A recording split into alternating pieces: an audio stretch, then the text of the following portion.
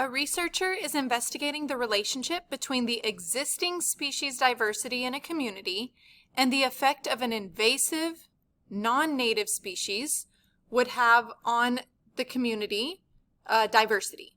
Which of the following scenarios describes the effect of an invasive species on a community's diversity? Okay, so let's talk through a couple of these vocabulary terms that they put in. So first of all, it says that they're looking at what effect an invasive, non-native species would have.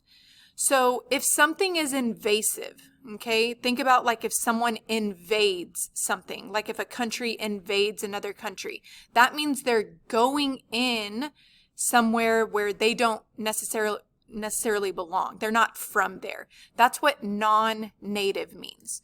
Okay, so an invasive species, they move into an area where they aren't originally from, and they're going to cause something negative or bad to happen to the species that are originally there.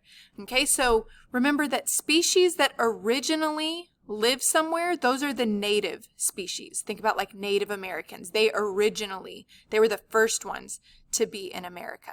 Okay, the native. Invasive species, those are non-native. That means they're not originally from that area.